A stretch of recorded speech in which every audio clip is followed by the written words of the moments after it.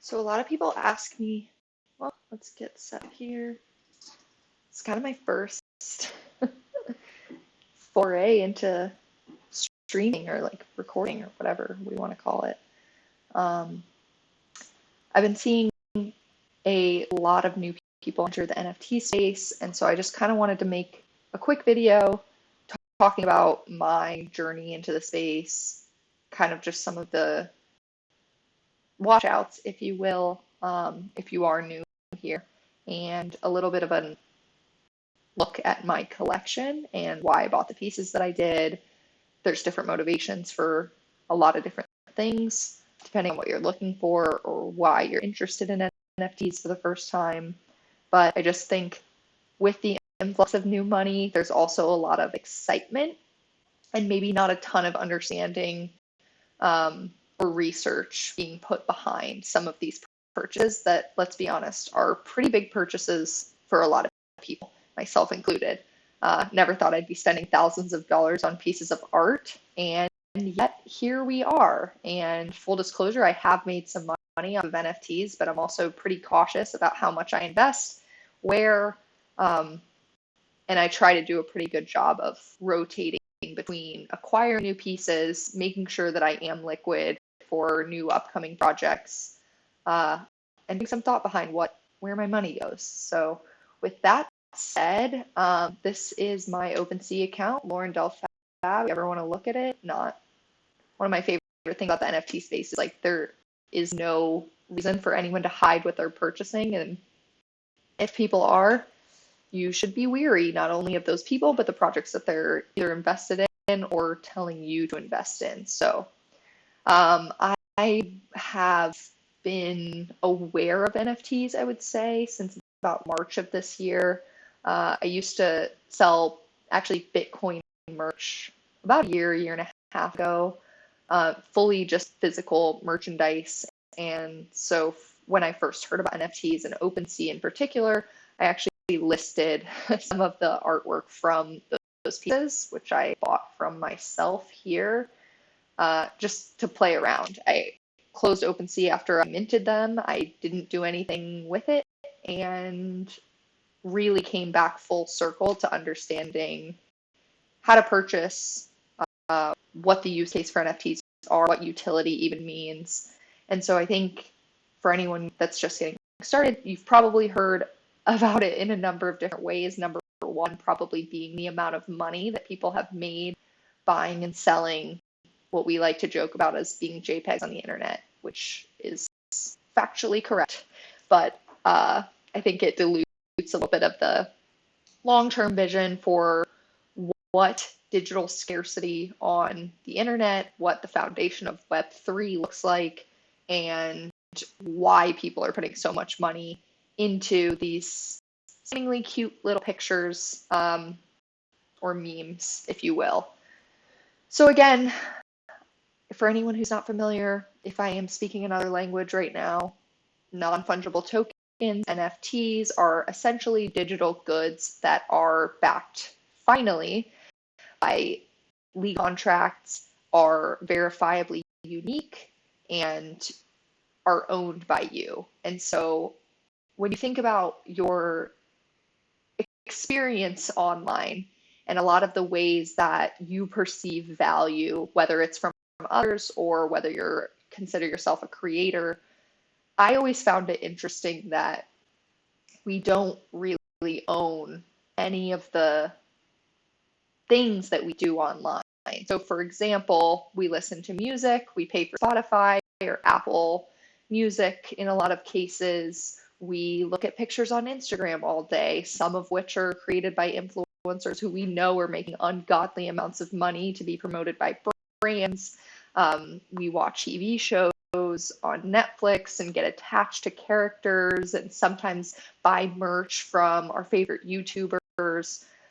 So the way we interact with online media has changed a lot in the past 10 plus years, primarily because we spend so much time online. And so really for me, I think the biggest piece of understanding of what NFTs are actually answered a lot of questions that I was asking myself before I was even aware of how Ethereum and blockchain and all of these other things work, was this idea of like, who owns this content, right? Like you look at Fortnite, for example, where we know, I'm sure you've seen, whether you play the game, whether you play any games, or whether you've just seen a news article about how much money a free game can make just by selling avatar skins. It starts to beg the question, right? Like, we're clearly putting value on attention in a lot of places, and social signaling is a phrase we like to throw around a lot when we're explaining NFTs, but really it's this idea of showing off, showing your individuality, being yourself, and having something that others want.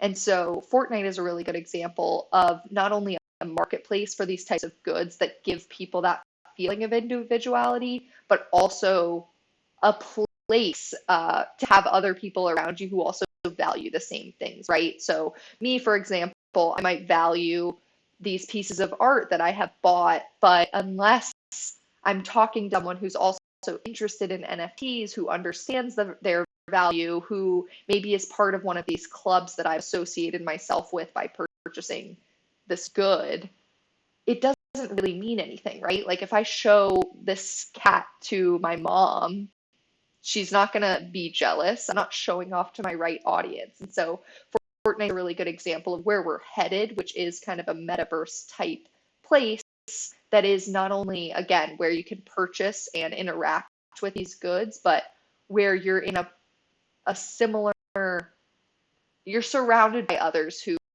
share similar values.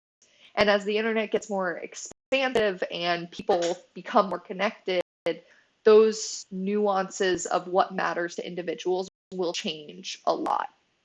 And so I say that with a word of caution because, again, while we're proving out some of the value of how this technology works, what can be leveraged for, how we can explain it to other people, and figuring out the value not only of the currencies we're associating with these goods, but the goods themselves, I encourage you to take a deeper look before you just see someone tweet about something they made money on and then just going and purchasing it. Because in the NFT world, as with the physical goods world, there's a lot of different reasons that people buy things and a lot of different reasons that people sell things, and how we associate value very much depends on which of those factors you're going for. And the more you can understand what the different options are for what we call utility and why you're purchasing what you're purchasing, the better off you can be.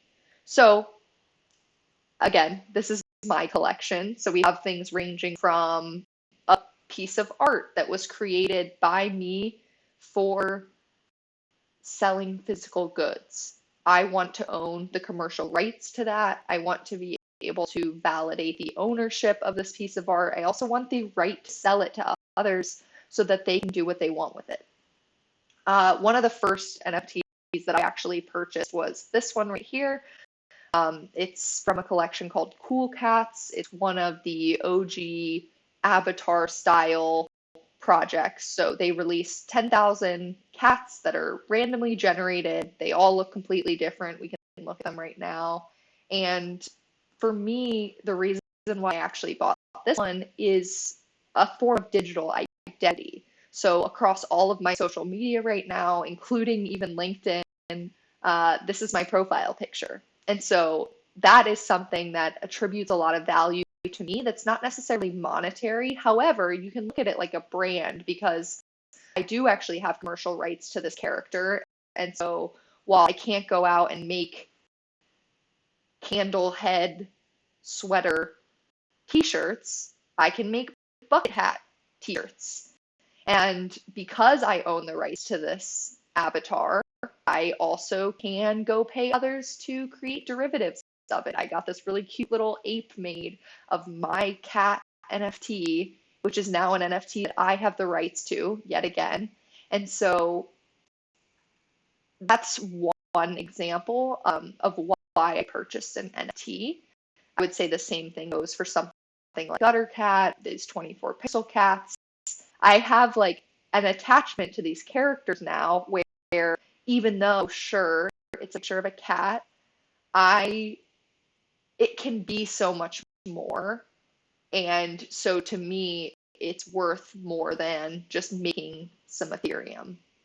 However, I also have other products like Stoner Cats, for example, which are essentially me buying into an idea. So for the first time, Stoner Cats was an example of how media production could be changed in a way that these incredible artists had an idea for a TV show that probably would never get produced via the traditional channels of going through a publisher and getting voice actors confirmed and raising funding and rollout and marketing and all of that kind of stuff. So instead, they said, hey, we're going to release this idea to the public. Let them tell us in terms of signaling that they like the idea. Let them support the production, and then let them also share in the future revenue that can be created from this IP. So basically, they hadn't even released any episodes. It was purely a concept. They had a roadmap that said, hey, if we sell out 100% of these NFTs, of which there are only 10,420 of them, we will automatically renew for a second season. So imagine a world where you have a favorite TV show that's maybe on network television, and you find out randomly because some exec decided that this project isn't making enough money, that they're going to cancel it after the second season. And you're pissed because you're so invested in this story and these characters and the development, and you love this media. Think of a world where now, because you have a financial stake in this project, you also have some form of leverage or voting ability or even influence on the creative direction to which no fan has ever had before in a real sense of the word. So you can think of NFTs as a way to remove third parties or middlemen from really artistic projects and gives more creative freedom to the artists themselves and to their dedicated user base or fans in a lot of senses to not only deeply care about giving feedback that makes the project better in their eyes, which are, again, like either the people you're making it for or yourself, and then letting the market attribute value to that. And so in this world, I think it's moves us from both being simply consumers of content and of IP and of ideas and of um, really putting ourselves in a box, and instead allows people to try things that they might not have tried before, and then again letting the market react to the final product, or at least have a say in what's being built, versus some marketing department like crunching a bunch of numbers and telling you what your audience wants, when in reality it's like, look, we have technology now to just literally ask them. And so Stoner Cats is an example of something where I believe in the direction of the project. I also believe in the democratization of content creation. And so this is something that I spent, I mean, almost $1,500 at the time, half an Ethereum, to basically invest in. Like, you can think of these as investments as if you were buying into a company's stock before they went public, in a sense. And on the flip side of that, I can also feel good about supporting the artists who actually created this work and in perpetuity. So if I go and sell this, which right now I have a lowball offer now of 0.22 ETH because these bots are constantly coming for me, but I've seen up to 1 Ethereum being offered. So I could have cashed out and doubled my money, but instead I would rather have a stake in the creative direction and really just understand, again, the limits of what we're building here. Anyway, that was a little bit of a rant, but I think the IP angle is one that probably makes the most sense right now, in that people early on are forging their own paths to building IP versus I think what we're going to start seeing next, which is bigger players entering the space. Think of the Marvels of the world, Autograph, just which is a company founded with Tom Brady, just started releasing essentially digital collectibles for the NFL market. They've also got other sports cards are an obvious, I think, evolution to this trend, which is, again, sure, you have an old baseball card from 20 years ago and it's randomly worth a lot of money. How do you validate that is the one? How do you start to look at what it's been sold for over the years and to who and how many times it's changed hands? And again, who's seeing that value? Is it simply the cards for the past 10 years, or is it actually the person who came up with the idea or released this into the world, or even the person who's being featured? So in the case of like a Tom Brady partnership, he should see value from the increase value of these digital goods versus simply trying to make as much money as possible on the first sale, just because from then on it's a free for all. So it also changes, I think, the relationship between people and the money they spend. I think we like to talk a lot about how you vote with your dollar, right? But it's a lot harder to really feel that when you spend money and maybe get something in return, but then that exchange is over. And I think, at least for me, I work in marketing and I do a lot of consultation for brands to start thinking about their consumers, not just a one-time purchase, but building this relationship and evolving a brand's purpose based on where their community takes it. And NFTs are just such a tangible way to do that without needing to upend entire business model. So for example, a brand like, I don't know, Budweiser could release essentially a poll or even like a set of NFTs that say, hey, the owners of these NFTs are going to have voting rights on what the next Budweiser product that we release is going to be. So now their biggest supporters think, heck, I want to be included in that decision-making process because I'm a huge buyer of these products. Let me volunteer my expertise, not for free and not for my health, but because I have now a financial stake in the success of this launch. That also makes me a stronger brand advocate. That makes me more honest with the brand. That makes the brand listen to me. There's a difference in exchange of value. And I think that's why actually creators are doing such a good job of capitalizing on this, because they have had to build a relationship with their audience that is separate from and sometimes leads to selling products or getting brand deals. But they know that their community got them to where they are, versus I think a lot of corporations are so far removed from looking at their consumers as really like extensions of not only their brand, but of their employee base. And it gives an avenue for both parties to come together around something. I know that's a little bit philosophical, but that can start to give you a sense how I'm thinking about the future of what NFTs mean and what they do. Very different from this world that we're looking at right now, which is kind of the Wild West.